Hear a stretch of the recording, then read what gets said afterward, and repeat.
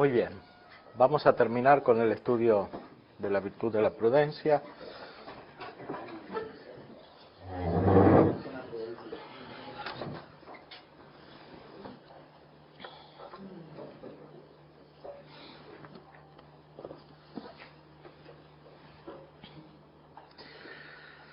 En la cuestión 51 están las partes potenciales de la prudencia. Las partes potenciales de la prudencia son virtudes adjuntas a la prudencia. O sea, son como virtudes especiales que realizan aspectos particulares de la prudencia. Tienen nombres griegos.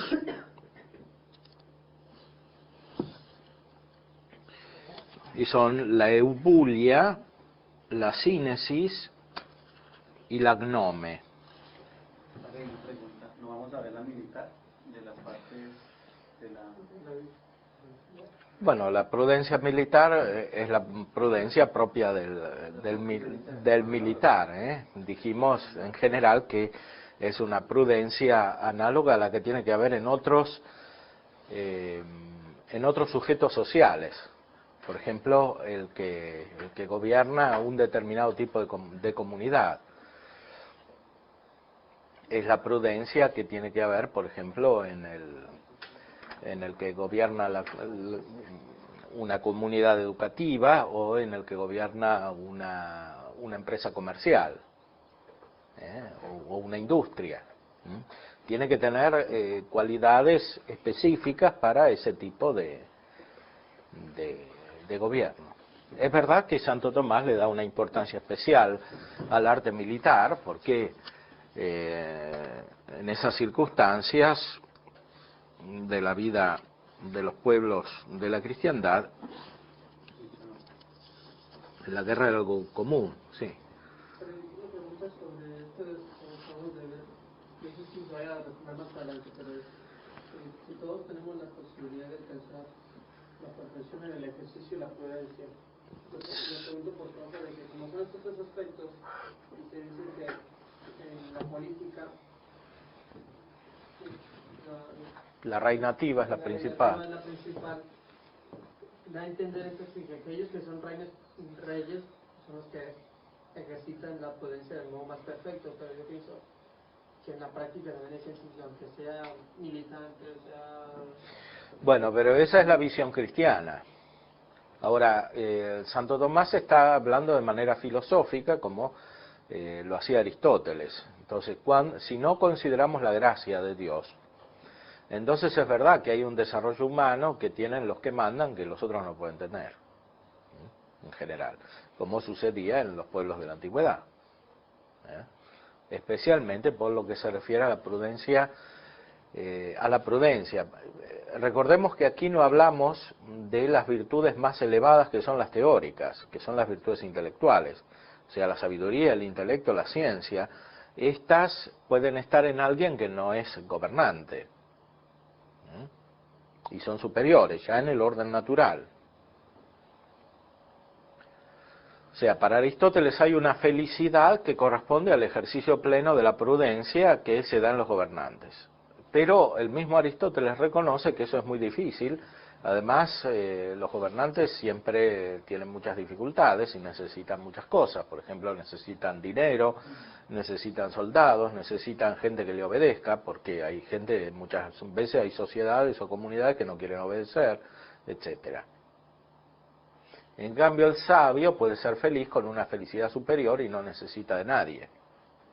Esa es la idea aristotélica. El cristianismo, por supuesto, perfecciona esta visión y nos dice, primero, que la sabiduría es accesible a todos por medio de la fe, y segundo, que incluso la virtud de la prudencia puede conllevar una felicidad que se realiza en la vida en la sociedad, pero siguiendo las normas del Evangelio, o sea, la ley nueva. Hay una prudencia especial que corresponde al Evangelio, y esta es la prudencia infusa, que perfecciona la prudencia natural. Es evidente que con esta virtud de la prudencia infusa podemos ser más prudentes que uno que es rey, o que es gobernante o presidente, pero no tiene la gracia, no tiene la fe, y no tiene o no tiene la caridad, y por lo tanto tampoco la prudencia infusa. Pero ese movimiento de liberación, Teología de la liberación. sí, más prudente es un sacerdote y él tiene que tomar toda la prudencia de política también. No es verdad, aunque quizás la persona con fe tiene más prudencia infusa, el gobernante tiene por medios humanos. Bueno, hay que ver si tiene más prudencia infusa, porque a veces no tiene, porque en la teología de la liberación muchas veces hay ciertas filosofías que son incompatibles con el cristianismo, porque está en el fondo la filosofía kantiana, o la filosofía hegeliana, o la filosofía marxista, etcétera. Y ese tipo de filosofías son contrarios a la prudencia infusa, porque son contrarias a la fe. Entonces, a lo sumo lo que puede haber es una dicotomía, que esa persona sea prudente en algún aspecto particular, si realmente es buena, y sea imprudente en otros aspectos. Y eventualmente un gobernante cristiano puede tener más prudencia que uno que tiene principios filosóficos equivocados, aunque sea sacerdote. Bueno.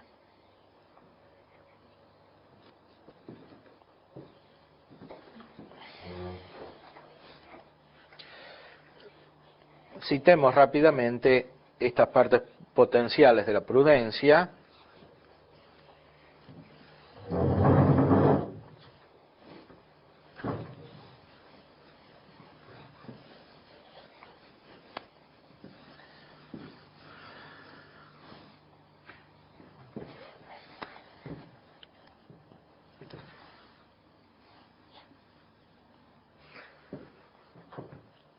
Son la eubulia, la sínesis y la gnome.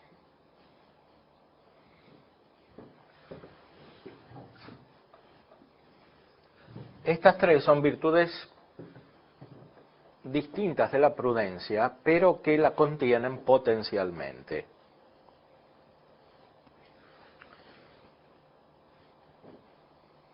Son virtudes entonces que realizan de manera parcial la prudencia y que se pueden agregar a la prudencia, aunque no la realizan totalmente.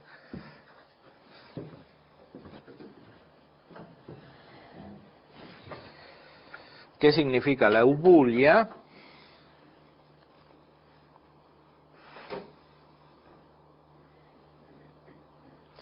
Corresponde a la razón de la virtud humana que haga el acto del hombre bueno. Entre los otros actos del hombre es propio el aconsejar, porque comporta una cierta inquisición de la razón respecto de lo que hay que obrar,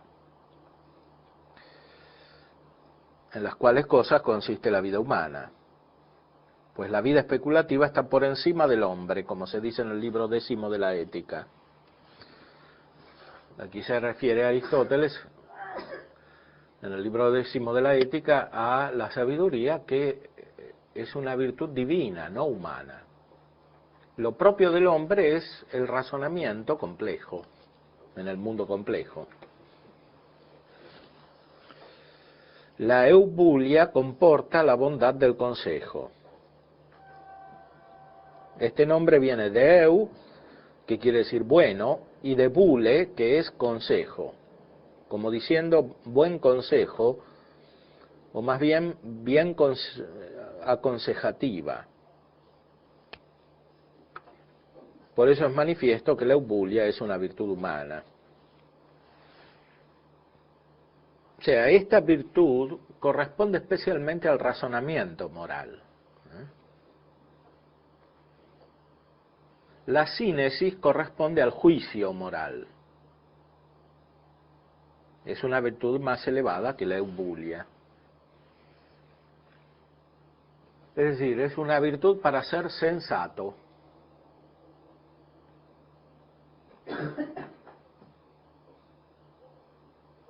Es manifiesto, dice el texto, que la bondad del consejo y la bondad del juicio no se reducen a la misma causa, pues hay algunos que son buenos aconsejadores y que sin embargo no son bien sensatos, es decir, no juzgan rectamente. Como sucede también en lo especulativo, que hay algunos que son buenos razonadores o investigadores, porque su razón está siempre pronta para discurrir a través de cosas diversas, lo cual parece provenir de una disposición de la virtud imaginativa, que fácilmente puede formar diversos fantasmas. Y sin embargo, estos a veces no tienen buen juicio, lo cual es por defecto del intelecto, que sucede máximamente por mala disposición del sentido común, que no juzga bien. Esta observación de Santo Tomás es muy importante, porque sirve para entender los procesos que regulan gran parte de la filosofía, especialmente moderna. En la filosofía moderna hay una gran capacidad racional, pero una muy débil capacidad judicativa, intuitiva. O sea, se hacen muchos razonamientos, pero no se entiende bien. Eso es propio de la filosofía moderna, que llamamos, a la cual llamamos racionalista. Racionalista, ¿por qué? Especialmente porque ejercita esta capacidad racional sin entender. Más aún, la filosofía moderna, por ejemplo en Kant, formula teóricamente que no hay que querer entender. Eso es lo más propio de Kant. Hay que razonar, pero sin entender. Lo vemos después transformado en las filosofías que siguen, por ejemplo en Hegel, en el idealismo en general, lo vemos en las derivaciones del idealismo, en el marxismo, en el existencialismo, etcétera. Son todas filosofías en las cuales la razón se ejercita como un movimiento, pero sin entender. Es decir, sin llegar a un juicio, a una determinación que perfecciona la inteligencia misma. Pues el sínesis es eso, es ese que da ese juicio. Da el buen juicio. Esa valoración práctica. En este caso, práctica. Ahora, en el texto Santo Tomás comparaba con lo que sucede en el orden teórico. En el orden teórico también hay que tener un buen juicio. Entonces, Ahora, la sínesis como tal es práctica. Es para tener ese intelectus práctico, del cual había hablado antes, cuando se refería a las virtudes, a las partes integrales de la prudencia. Estaba el intellectus. Ahora, hay una virtud especial de aquellos que tienen un intelecto penetrativo. Y hay una virtud especial, dijo antes, de aquellos que razonan bien en el campo moral.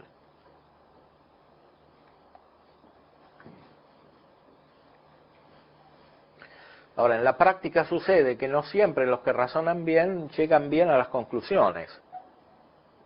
O, mejor dicho, llegan bien a las conclusiones pero no las entienden. Porque algunos en una afirmación ven más que otros. Porque tienen una inteligencia más poderosa. Esa potencia de la inteligencia no es la misma que la que corresponde al razonamiento. El razonamiento depende en gran medida de la disposición de la imaginación, que ayuda a la inteligencia.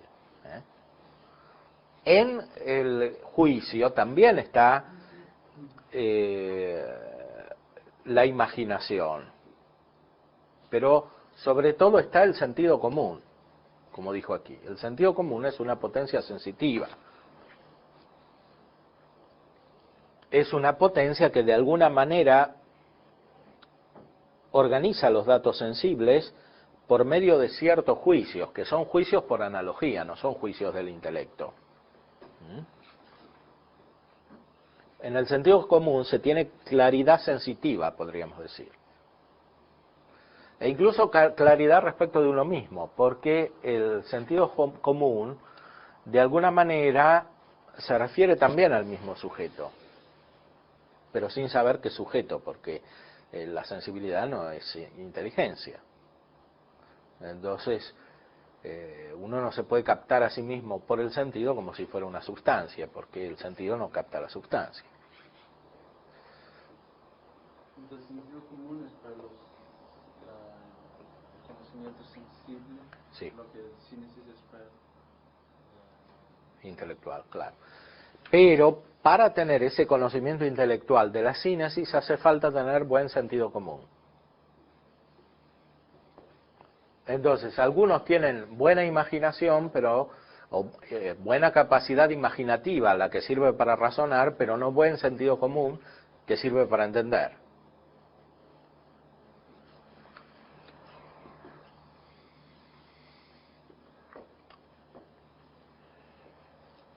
Evidentemente en esto juega un papel importantísimo la educación, porque la educación no produce directamente la transmisión de ideas, explica Santo Tomás, sino que produce una buena disposición para captar símbolos sensibles.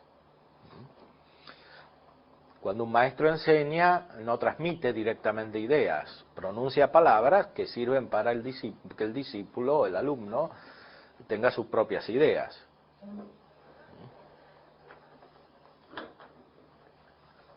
Las ideas directamente no se pueden transmitir,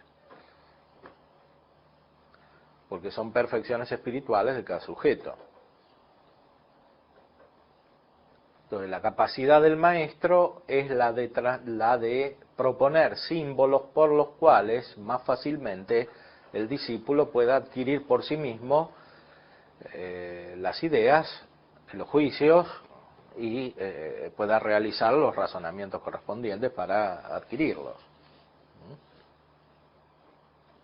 Es evidente que en el orden sobrenatural hay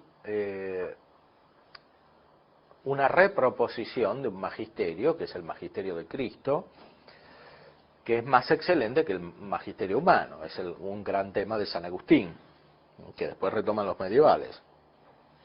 Cristo, ¿cómo enseña? De dos maneras. Cristo enseña proponiendo símbolos con sus palabras, las parábolas justamente, todo lo que él dice, todo lo que hace en el Evangelio, pero sobre todo enseña interiormente, que es la gran diferencia con los maestros humanos. Cristo enseña produciendo en el interior la gracia y con la gracia la fe, la sabiduría necesaria para entender, junto con los símbolos. Externamente, por tradición, se transmiten los símbolos adecuados. Pero lo principal no se puede transmitir de esa manera. Lo principal lo produce siempre interiormente Cristo y el Espíritu Santo, cuando infunde la gracia y con ella todas las virtudes. Padre, podríamos estar hablando aquí de un lenguaje semiótico y la manera de comunicarse. Sí, porque son signos y símbolos, ¿no?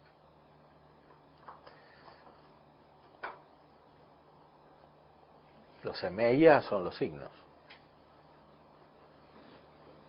Los símbolos son signos que tienen una imagen de lo que representan. En cambio, los signos pueden ser arbitrarios.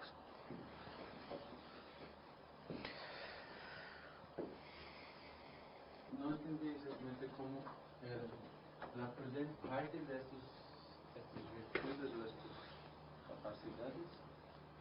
No, estas son capacidades especiales que se agregan a la prudencia. Alguien puede ser prudente, tener todo lo que corresponde a la prudencia, pero además tener una especial capacidad para el razonamiento moral. O alguien puede ser prudente y no tener esa capacidad para el razonamiento moral, pero sí para los juicios morales.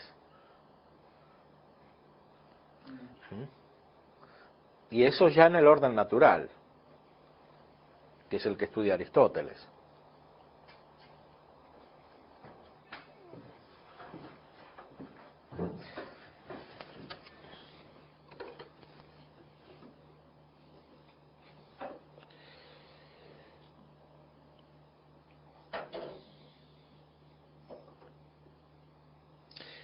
Veamos lo que dice respecto de esto la respuesta a la primera objeción del artículo 3. El recto juicio consiste en esto, que la virtud cognoscitiva aprehenda una cierta realidad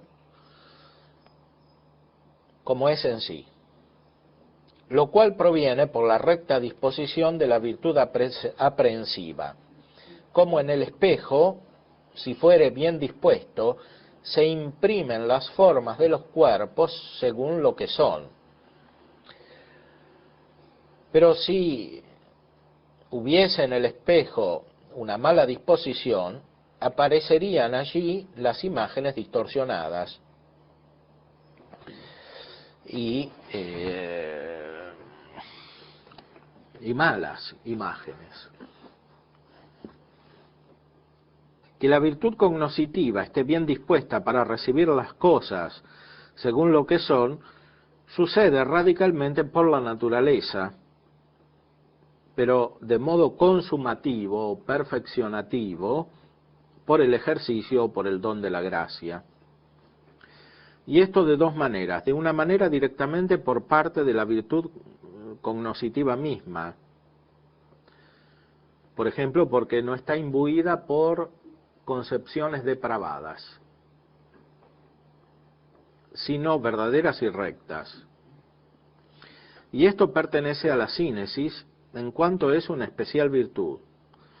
De otro modo, indirectamente, por la buena disposición de la virtud apetitiva, de la cual sigue que el hombre juzgue bien acerca de las cosas apetecibles.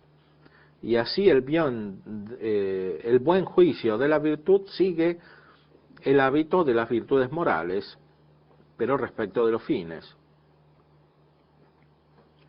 La sínesis, más bien, se refiere a las cosas que se refieren al fin. Entonces, alguien puede tener naturalmente una disposición para juzgar bien de lo moral, naturalmente, más que otro. Esto depende no solo de la educación, sino depende de cómo es cada uno, de cómo nació. Puede depender de factores hereditarios y genéticos, por ejemplo. Porque el cuerpo de cada uno es distinto del de otro. Y eso influye sobre las potencias sensitivas que tiene el órgano corporal. Pero esto es solo una preparación para la virtud. La virtud en sentido perfecto depende o del ejercicio, por eso se llaman virtudes adquiridas, o de la gracia, que reemplaza el ejercicio. Uno que recibe la gracia no necesita ejercicio, o no necesita tanto ejercicio como otro que no la recibe. Y tiene la virtud de una manera más perfecta. Mientras permanece en gracia y en la medida en que es fiel a la gracia, porque uno que tiene la gracia también puede obrar contra la gracia. Y si es una operación directamente contra la gracia, pierde la gracia. Y si es una operación que no es directamente contra la gracia, no pierde la gracia, pero no la ejercita. Ahora, respecto de esta virtud en el sentido principal, que es la virtud perfecta, por el ejercicio o por la gracia, se da que algunos tienen una capacidad especial para para entender el sentido de las operaciones en cuanto conducen al fin. Y estos tienen desarrollada especialmente esta virtud de la sínesis. Es decir, esta virtud la tienen que tener todos los prudentes, pero la pueden tener en mayor o menor medida, e incluso en una medida que no corresponde proporcionalmente a la prudencia que tienen. Pueden tener esta virtud más desarrollada, eventualmente, por lo menos en ciertos aspectos.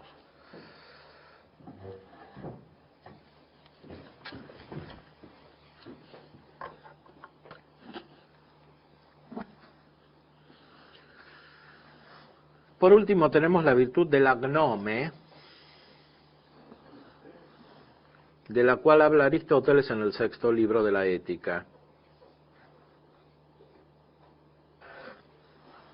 Hay que decir que los hábitos cognoscitivos se distinguen según principios más altos o más bajos. Como la sabiduría en lo especulativo considera principios más altos que la ciencia, y por eso se distingue de ella. Y así también sucede en lo activo. Es manifiesto que aquellas cosas que están más allá del orden del principio inferior, o de la causa, se reducen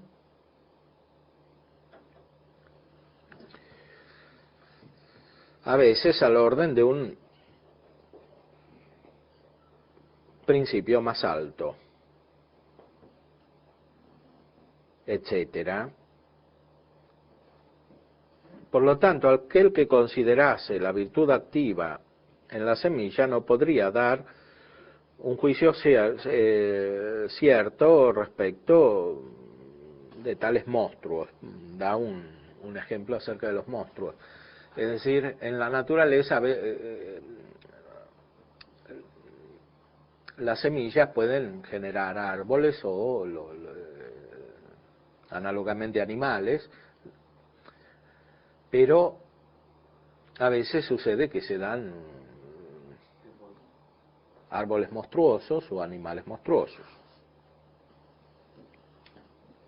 Acerca de estas cosas no se puede juzgar según la consideración de la divina providencia, porque para ver por qué suceden cosas monstruosas en la naturaleza hay que ver el orden total de la naturaleza que corresponde a la divina providencia. Ahora, esto es un ejemplo para explicar lo que sucede en el orden práctico. Sucede a veces que hay que obrar algo más allá de las reglas comunes del operable. Por ejemplo, cuando no hay que devolver un depósito al que lucha contra la patria, u otras cosas por el estilo. Y por eso es necesario, respecto de estas cosas, juzgar según algunos principios más altos que las reglas comunes, según las cuales juzga la sínesis. Y según estos principios más altos se exige una virtud juzgadora más alta que se llama gnome, que comporta una cierta perspicacia de juicio.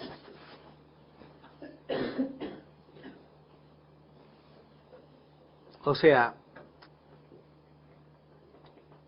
es necesario tener una virtud que corresponda a esas operaciones que hay que hacer más allá de las reglas comunes o más allá de las palabras de la ley. Por ejemplo, cuando se trata de la ley positiva, es necesario a veces realizar actos de epikeia, que quiere decir interpretar una situación más allá de las palabras de la ley. porque las palabras de la ley dependen del legislador humano, que es limitado, y no puede prever todas las circunstancias en las cuales hay que aplicar la ley. Y además no las puede expresar bien, con un lenguaje. Por eso es necesario a veces obrar más allá de las palabras de la ley. De un modo semejante, no se puede juzgar bien acerca de lo moral considerando lo que sucede en general o la mayor parte de las veces. Porque a veces hay casos más complejos. Y para esto es necesaria una virtud especial que es más profunda, que se llama gnome, de la cual ya habla Aristóteles.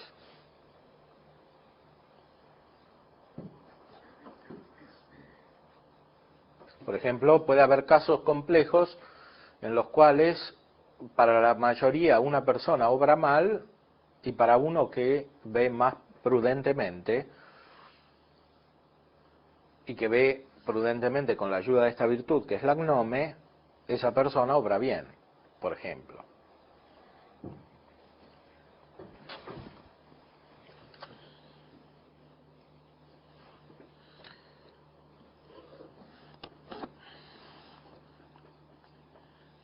En la respuesta a la primera objeción afirma que la sínesis es verdaderamente judicativa de todas las cosas que se obran según las reglas comunes. Pero más allá de las reglas comunes hay que juzgar otras cosas.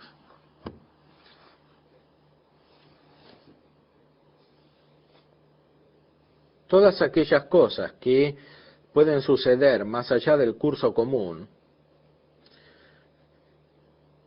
son consideradas por la sola providencia divina. Pero entre los hombres, aquel que es más perspicaz puede juzgar más de estas cosas con su razón. Y esto pertenece a la gnome, que implica una cierta perspicacia de juicio. Esta virtud entonces sirve para tener un juicio más especial respecto de las cosas.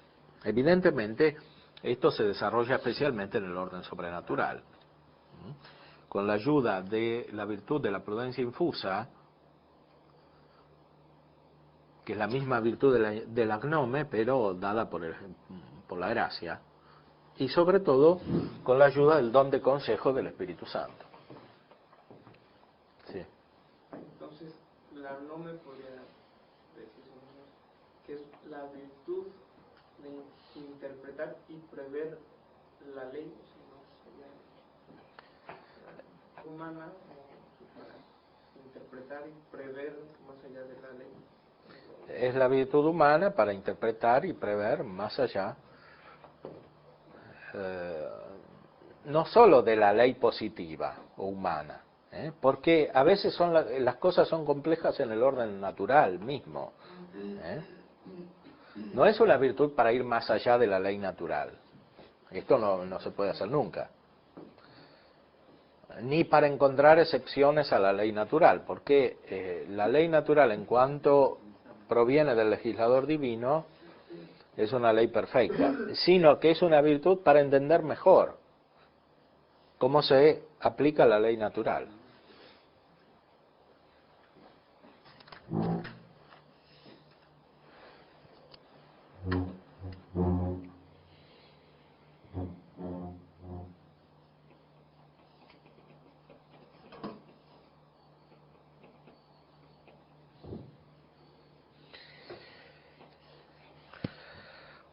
Digamos algo finalmente sobre los pecados contra la prudencia.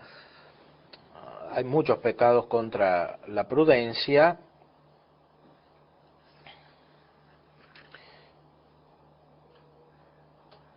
Pero hay algunos vicios y por lo tanto pecados que se oponen a la prudencia pero tienen semejanza con ella y que hay que evitarlos especialmente. Cuando la actividad de la razón se ordena a un fin malo, no se trata de prudencia, sino de falsa prudencia o prudencia de la carne. Pero alguien puede pecar también en cuanto, para llegar a algún fin, bueno o malo, usa caminos no verdaderos, sino simulados y aparentes.